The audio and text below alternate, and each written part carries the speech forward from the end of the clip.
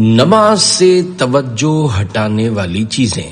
الحمدللہ رب العالمین والصلاة والسلام علی خاتم النبیین، اما بعد فاعوذ باللہ من الشیطان الرجیم، بسم اللہ الرحمن الرحیم۔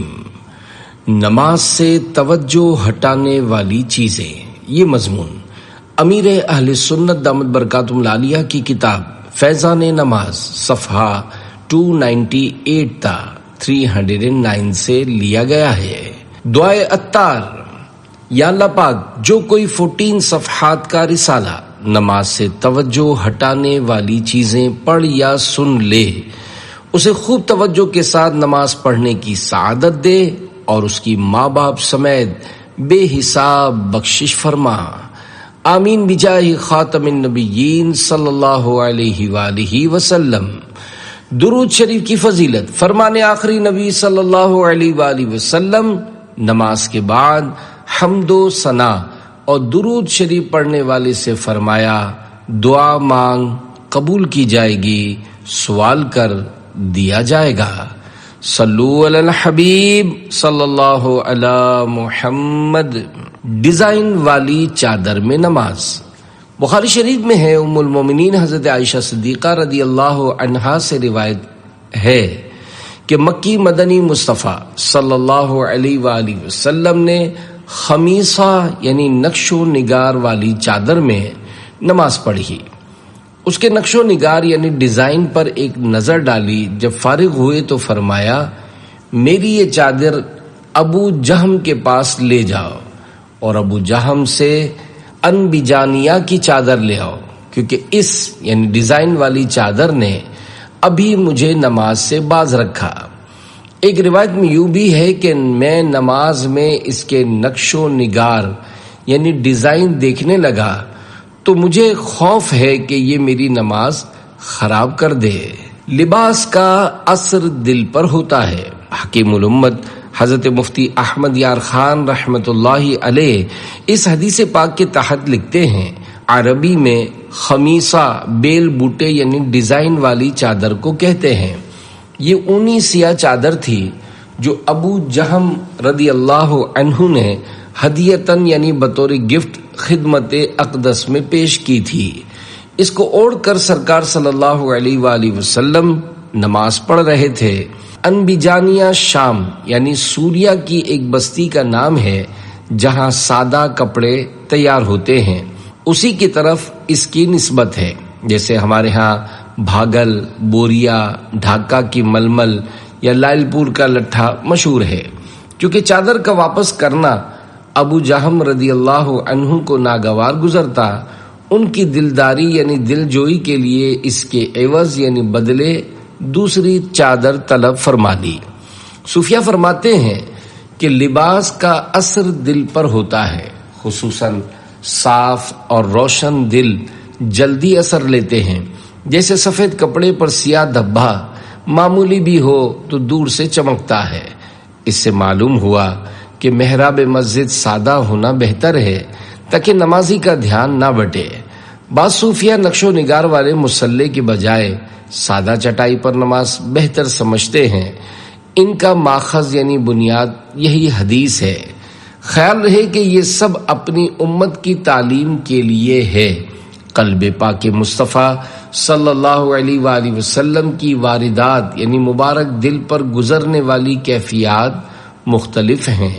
کبھی کپڑے کے بیل بوٹے یعنی ڈیزائن سے خشوع کم ہونے کا اندیشہ یعنی ڈر ہوتا ہے، اور کبھی میدان جہاد میں تلواروں کے سائے میں نماز پڑھتے ہیں اور خشوع میں کوئی فرق نہیں آتا۔ کبھی بشریت کا ظہور ہے اور کبھی نورانیت کی جلوہ گری۔ ڈیزائن والے لباس میں نماز جائز ہے۔ اے عاشقان رسول، اس سے کوئی یہ نہ سمجھے کہ رنگین یا ڈیزائن والے لباس میں نماز پڑھنا ہی ناجائز ہے۔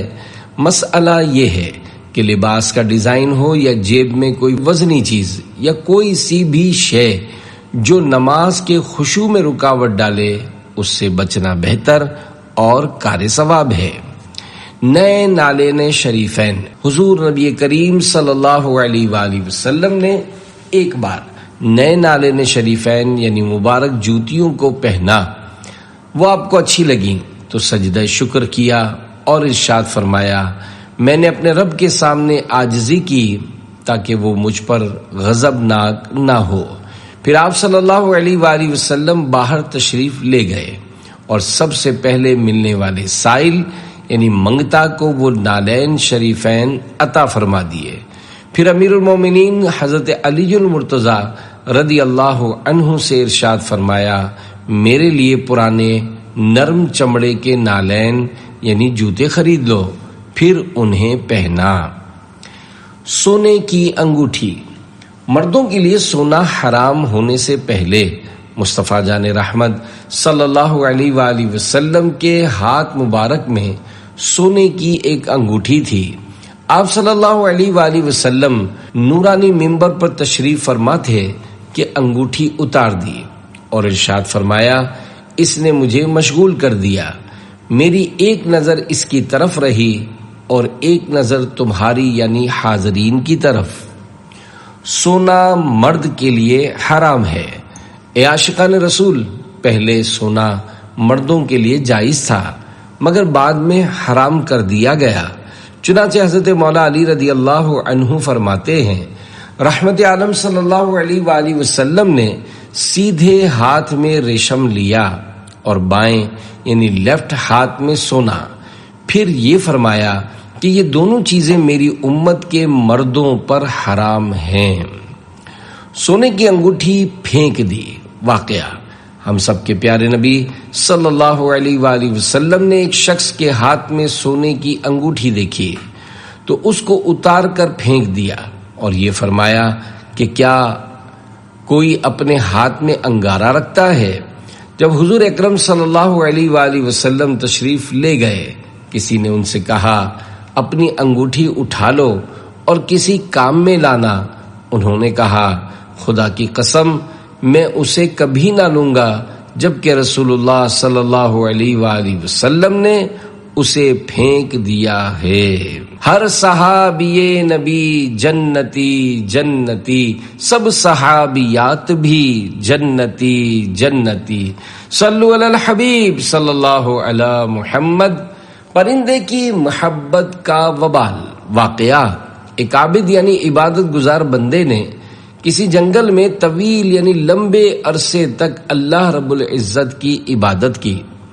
اس نے ایک مرتبہ کسی پرندے کو درخت کے اندر اپنے گھونسلے میں چہچہاتا دیکھ کر دل میں کہا کیا ہی اچھا ہو جو میں عبادت کے لیے اس درخت کے قریب جگہ بنا لوں تاکہ اس پرندے کی آواز سے انس یعنی پیار افیکشن پاتا رہوں۔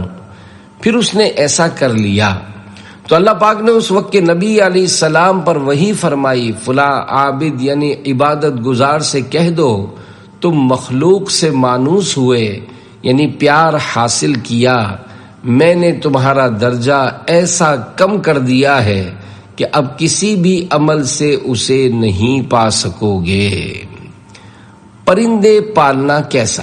اے عاشقان نماز، پرندے وغیرہ پالنا جائز ہے مگر ان کاموں میں ایسی مشغولیت مناسب نہیں جو نمازوں کی خشوع اور دیگر عبادات کے اندر دل جمعی میں رکاوٹ بنے، اور یہ ضروری ہے کہ دانہ پانی وغیرہ اس کثرت سے دیجیے کہ کسی طرح بھی آپ کی وجہ سے ان کو بھوک و پیاس کی تکلیف نہ پہنچے۔ میرے آقا اعلی حضرت رحمت اللہ علیہ لکھتے ہیں جانور کو دن میں 70 دفعہ یعنی بہت زیادہ مرتبہ دانہ پانی دکھائے، ورنہ پالنا اور بھوکا پیاسا رکھنا سخت گناہ ہے۔ جانور پر ہر طرح کے ظلم سے بچنا ضروری ہے کہ جانور پر ظلم کرنا مسلمان پر ظلم کرنے سے بھی بڑا گناہ ہے۔ مسلمان مقدمہ وغیرہ دائر کر سکتا ہے، مظلوم جانور بیچارہ کس کو فریاد کرے گا؟ یہ بھی یاد رہے کہ مظلوم جانور کی بد دعا مقبول ہوتی ہے۔ صلو علی الحبیب صلی اللہ علی محمد۔ صحابی نے باغ صدقہ کر دیا۔ واقعہ، حضرت ابو طلحہ انصاری رضی اللہ عنہ اپنے باغ میں نماز پڑھ رہے تھے، یکا یک خاکی رنگ کا ایک کبوتر اڑا اور باہر نکلنے کے راستے کی تلاش میں ادھر ادھر گھومنے لگا۔ آپ کو یہ منظر اچھا لگا، لمحے بھر کے لیے اپنی نظر اسی طرف لگا دی، پھر جب نماز کی طرف متوجہ ہوئے تو یاد نہ رہا کہ کتنی رکعتیں ہوئی ہیں۔ آپ نے فرمایا میرے مال یعنی باغ نے مجھے آزمائش میں ڈال دیا۔ چنانچہ رسول اللہ صلی اللہ علیہ وآلہ وسلم کی بارگاہ میں حاضر ہوئے اور واقعہ بیان کرنے کے بعد عرض کی یا رسول اللہ صلی اللہ علیہ وآلہ وسلم اب وہ باغ صدقہ ہے، یعنی جہاں چاہیں اسے خرچ کریں۔ تابعی نے باغ صدقہ کر دیا۔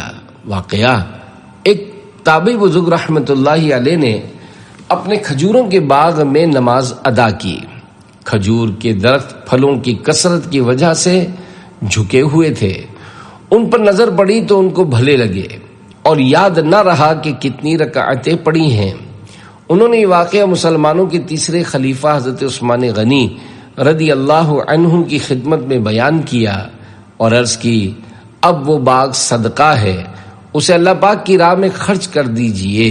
چنانچہ عثمان غنی رضی اللہ عنہ نے اسے 50,000 میں بیچ دیا۔ دوست کی ناراضی کا خوف، مگر اے جنت کے طلبگاروں، دیکھا آپ نے صحابی رسول و تابعی بزرگ کی نماز کے خشوع میں ان کے باغ رکاوٹ بنے تو انہیں راہ خدا میں خیرات کر دیا۔ سبحان اللہ، ہمارے بزرگان دین کا نماز کے ساتھ کیسا زبردست لگاؤ تھا، اور آج ہماری حالت ہے کہ اکثریت نماز ہی کو بھلا بیٹھی ہے۔ اذان کے ذریعے 5 وقت نماز کے لیے بلاوے ملتے ہیں، مگر احساس تک نہیں ہوتا۔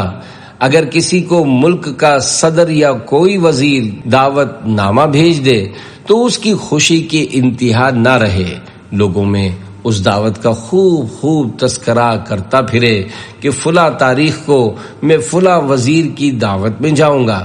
افسوس، دنیاوی حکمران کی دعوت تو باعث فخر ٹھہرے، مگر نماز کی دعوت دینے والا یعنی مؤذن دربار الہی کی حاضری کے لیے مسجد کی طرف بلائے تو اس کی کوئی پرواہ نہ کی جائے۔ اگر کوئی عزیز یا دوست شادی بیاہ یا کسی دوسری تقریب کی دعوت دے تو موڈ نہ ہونے کے باوجود بھی اس کی دعوت قبول کر لی جاتی ہے، کیونکہ بسا اوقات یہ ڈر ہوتا ہے کہ دعوت قبول نہ کرنا کہیں اس کی ناراضی کا سبب نہ بن جائے۔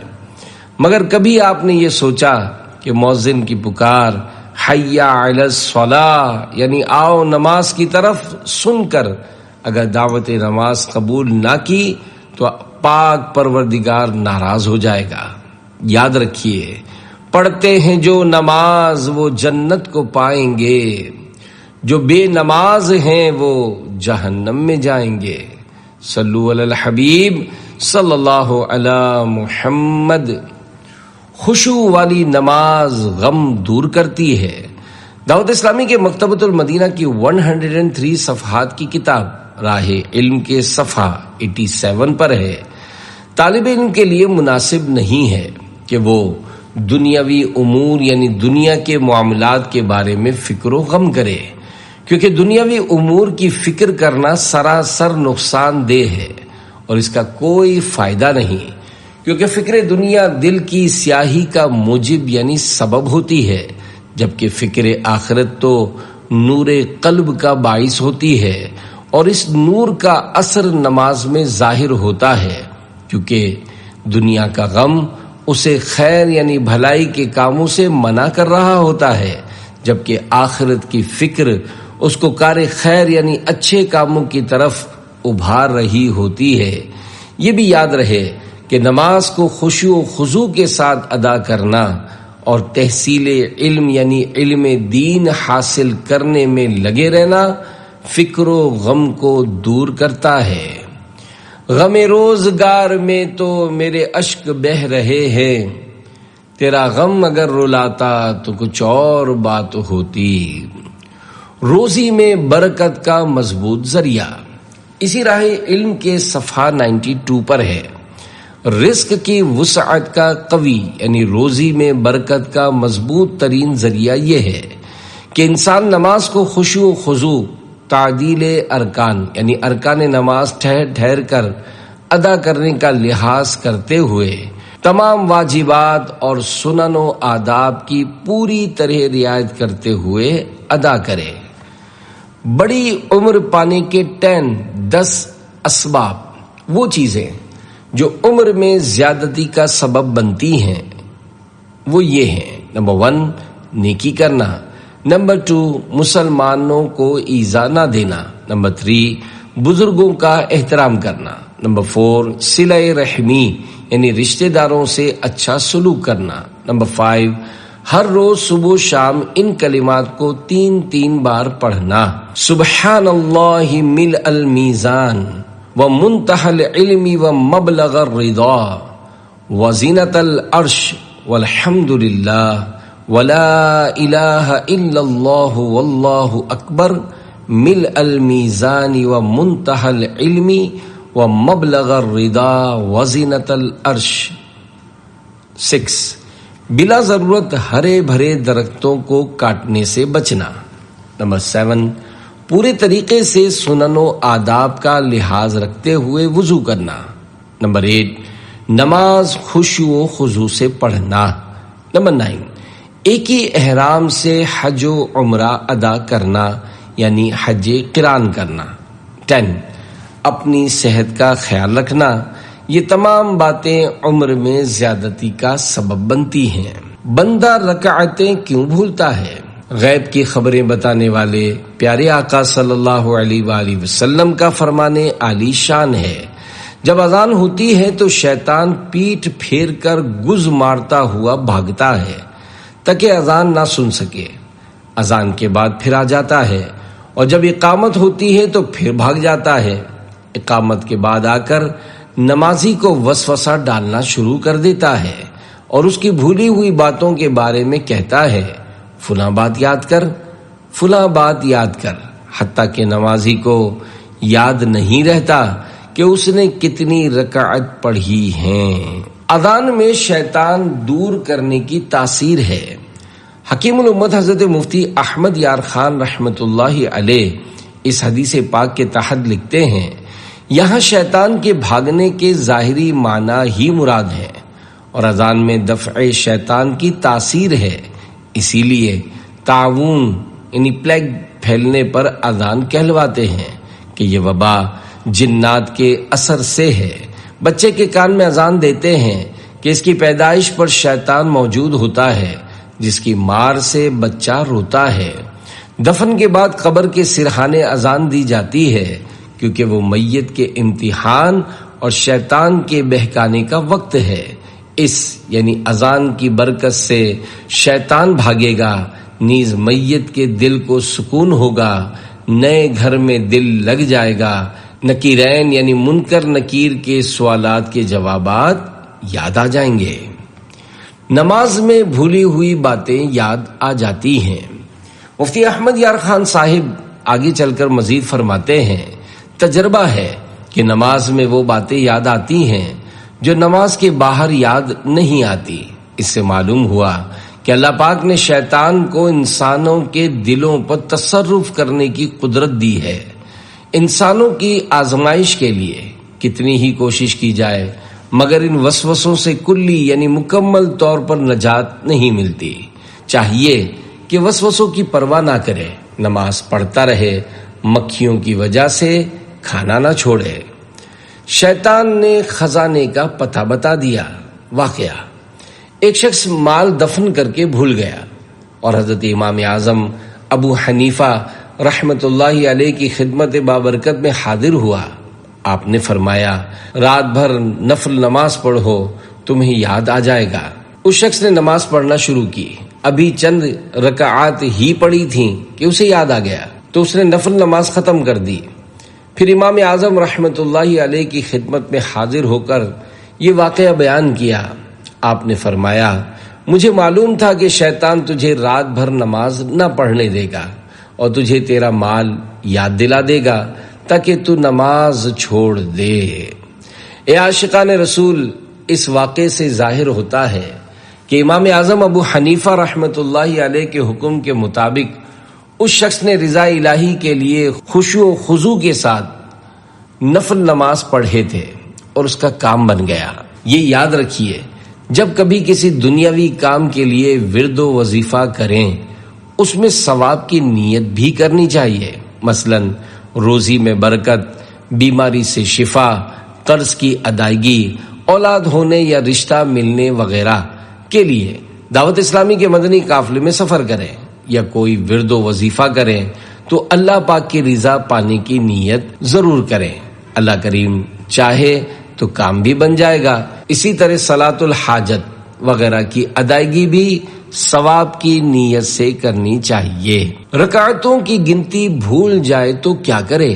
بہر شریعت میں ہے کہ جس کو شمار رکعت میں شک ہو، مثلا 3 ہوئیں یا 4، اور بلوغ یعنی بالغ ہونے کے بعد یہ پہلا واقعہ ہے، تو سلام پھیر کر یا کوئی عمل منافی نماز یعنی خلاف نماز کر کے توڑ دے، یا غالب گمان کے بموجب یعنی مطابق پڑھ لے، مگر بہر صورت اس نماز کو نئے سرے سے پڑھے۔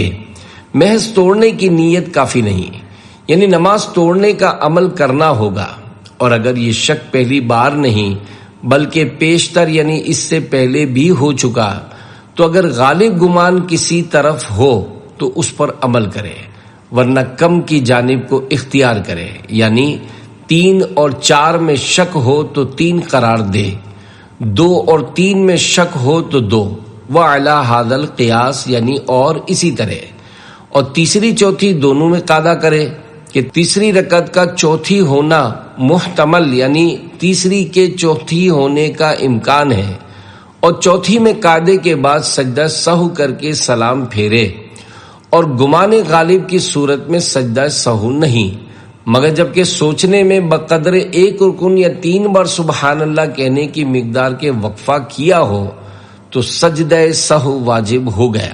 نماز پوری کرنے کے بعد شک ہوا تو اس کا کچھ اعتبار نہیں، اور اگر نماز کے بعد یقین ہے کہ کوئی فرض رہ گیا مگر اس میں شک ہے کہ وہ کیا ہے تو پھر سے پڑھنا فرض ہے۔ صلو علی الحبیب صلی اللہ علی محمد۔ وہ انٹرنیٹ کا غلط استعمال کیا کرتے تھے۔ پیارے پیارے اسلامی بھائیوں، وضو، غسل اور نماز کے مسائل سیکھنے کا جذبہ پانے، اپنے اندر خوف خدا بڑھانے، گناہوں سے پیچھا چھڑانے اور خود کو جنت کے راستے پر چلانے کا ذہن بنانے کے لیے عاشقان رسول کی دینی تحریک دعوت اسلامی کے دینی ماحول سے وابستہ رہیے۔ ترغیب کے لیے ایک مدنی بہار سنیے۔ چنانچہ کراچی کے علاقے اورنگی ٹاؤن کے مقیم اسلامی بھائی نے رات دن گناہوں کا بازار گرم کر رکھا تھا۔ اسنوکر، ڈبو، کرکٹ وغیرہ میں جوا کھیلتے، برے دوستوں کے ساتھ مل کر فلمیں ڈرامے دیکھتے اور ذاتی کمپیوٹر پر شرمناک فلمیں دیکھا کرتے تھے۔ وقت بیان سے کم و بیش 4 یا 5 سال پہلے کی بات ہے کہ ایک بار انٹرنیٹ استعمال کر رہے تھے اور مختلف ویب سائٹس کھول رہے تھے کہ اچانک ہی ایک بیان آن لائن ہوا۔ وہ آگے بڑھنا ہی چاہتے تھے کہ بیان کرنے والے کے انداز نے ان کے ہاتھ روک دیے۔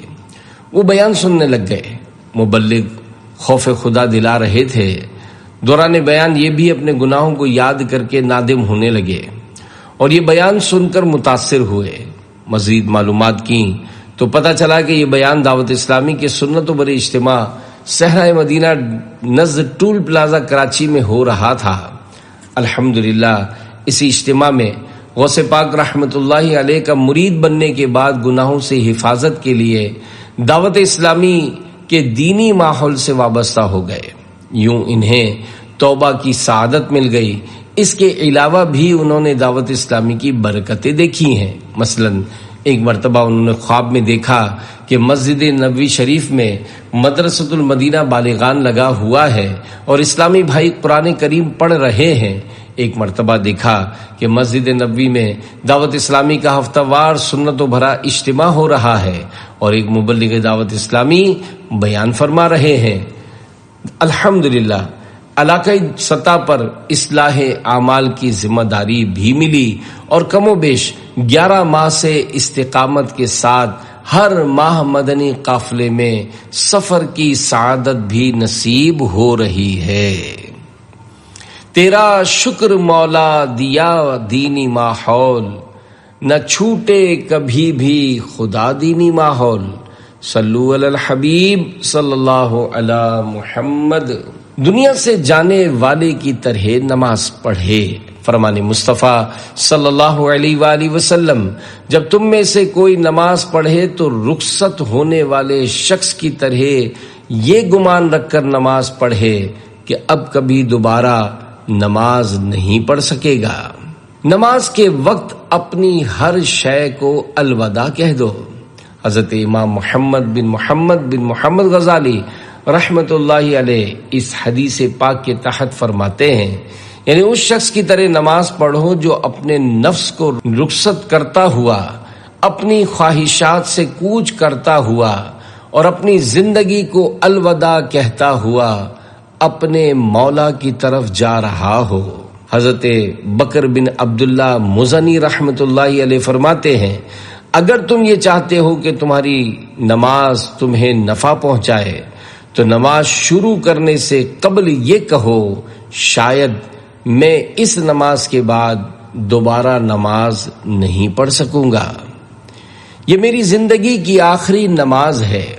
نماز کے وقت موت کی یاد کی جائے اور یہ ذہن بنایا جائے کہ یہ میری زندگی کی آخری نماز ہے۔ فرمان مصطفیٰ صلی اللہ علیہ وآلہ وسلم ہے، اپنی نماز میں موت کو یاد کرو، کیونکہ جب کوئی شخص اپنی نماز میں موت کو یاد کرے گا تو وہ ضرور عمدہ انداز میں نماز پڑھے گا، اور اس شخص کی طرح نماز پڑھو جسے امید نہ ہو کہ وہ دوسری نماز ادا کر سکے گا۔